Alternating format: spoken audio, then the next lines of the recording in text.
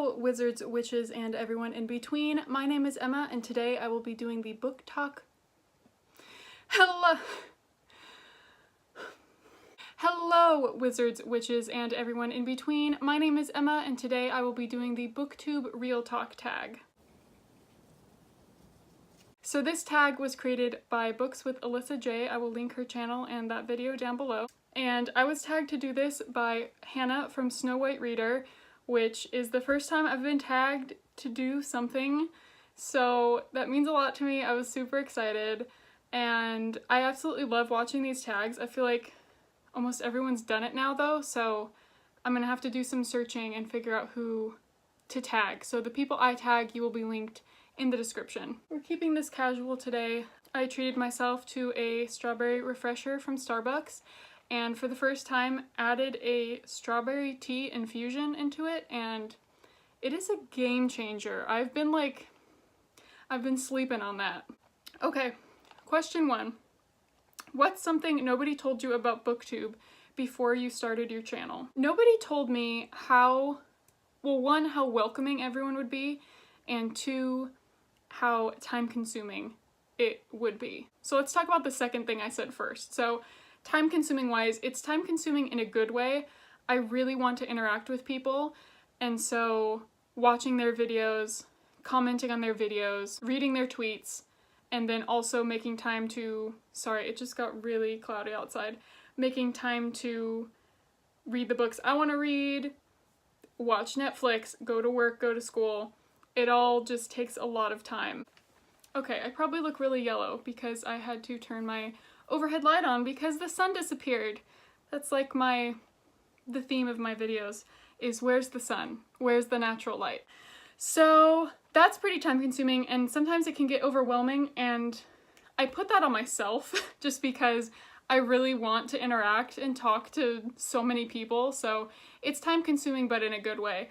And for the first thing I said with something else no one told me is how welcoming everyone would be. You really just have to get your videos out there so that people can see them.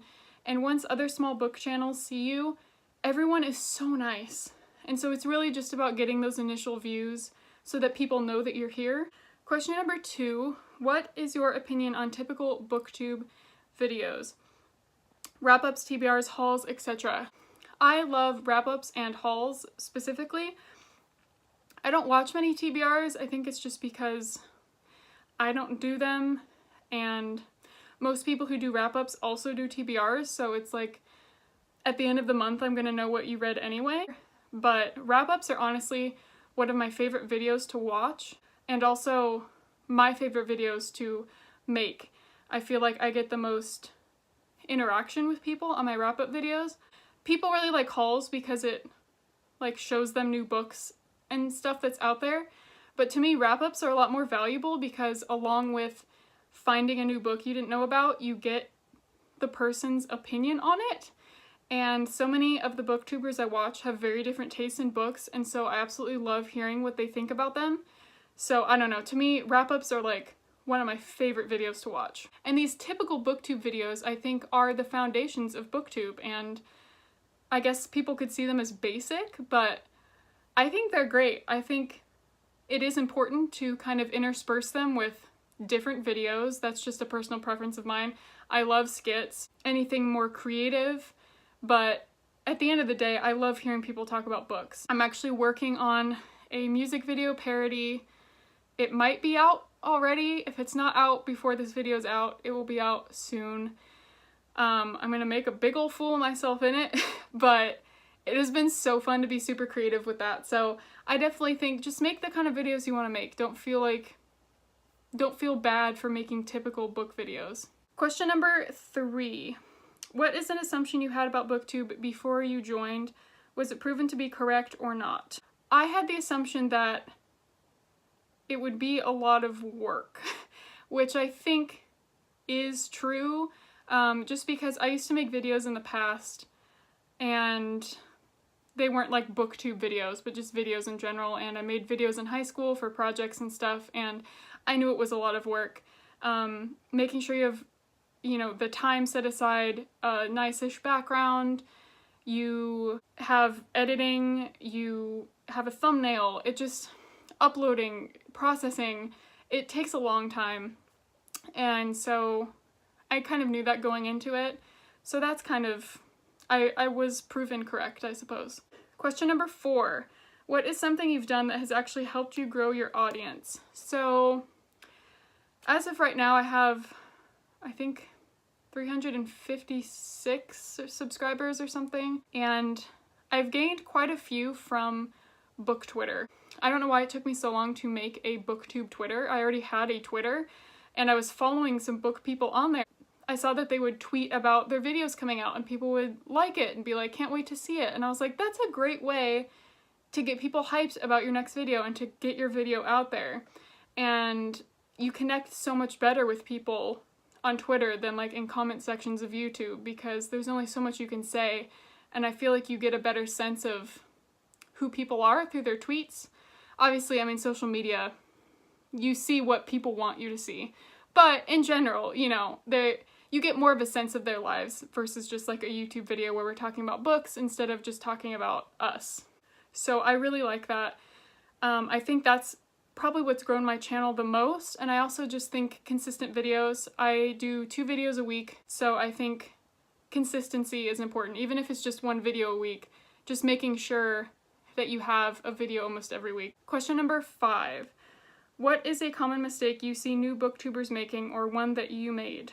I can't really think of like one particularly, but I guess like not having a thumbnail, like having a non-edited thumbnail. I don't think it's a huge deal, but I do think that having a thumbnail that has like text on it or graphics or, you know, something other than just a picture really helps, because thumbnails are like the first impression of the video, and it's kind of like advertising your video. I also think a common mistake is, in general, thinking that you have to have these amazingly edited videos, you have to have the best lighting, the best sound, and I think that can kind of prevent people from becoming new booktubers. So I guess this isn't technically part of the question, but people who are hesitant to start making videos, I say as long as you have something that isn't like, you know, really, really bad quality, like 480p or something,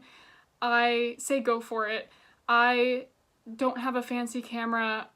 You know my lighting, it's yellow. I do want to invest in some lights to help the light quality of my videos, but that hasn't stopped me from making them, and that hasn't stopped people from watching them. That's just kind of a personal thing that bugs me about my videos. But in general, like if you have a working camera, if you have iMovie or some way to edit it on your phone, on your computer, don't let that get in the way of you making videos you want to make, because this community is great, and I think anyone who wants to be a part of it should be a part of it. I think another common mistake is feeling like you have to fit yourself into a certain box, or you have to come off very like wise, and I think some of my first videos when I started consistently making them, and this was only like October, well, I wasn't consistent in the fall, but I kind of started Booktube in August, September.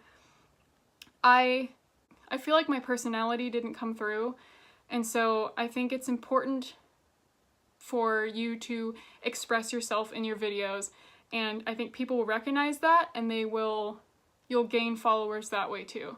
So I don't think it's a mistake I see people make per se, because I think when we're all just starting, we're all very shy, and at least I was very shy and nervous in front of the camera. But just be yourself. Be yourself. Take the viewers along with you when you're living your life and talking about your books, and it'll all be okay. And I love my videos more now that I feel like I'm more myself in them. Question number 6. What are your thoughts on working with publishers and sponsorships? I say, get that bread. Why are people so salty about people getting sponsorships? If you are straightforward, saying that you got this sponsorship, saying that you're paid to promote this, saying that you got sent this for free, whatever, go for it. There's nothing wrong with that. Good for you. I think people are maybe just jealous Like, I don't know what the hate is, as long as you're transparent that you got this sponsorship.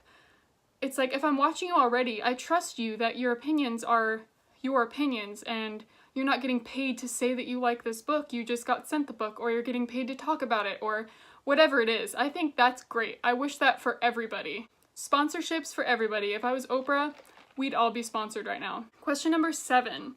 Do you think Booktube is dying? I hope not. I think Booktube, I mean, I haven't been part of the Booktube community for that long. We're soonish coming up on a year, which is really exciting, but I've been watching Booktube videos, really the big Booktubers, for like 5 to 7 years now.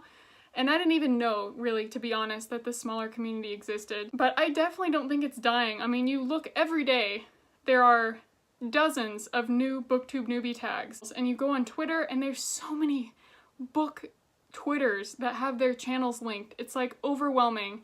And it makes me sad that I can't watch them all and I can't be friends with them all. But I don't think it's dying. As long as we're here talking about books we like, connecting with people, it's not something I think we should be worrying about. Number 8 is to tag your friends. And like I said, I need to look at my peeps and creep on their channels and see who has or has not done this video yet. So you guys will be tagged down below. I hope you guys enjoyed. Again, thank you so much, Snow White Reader, for tagging me.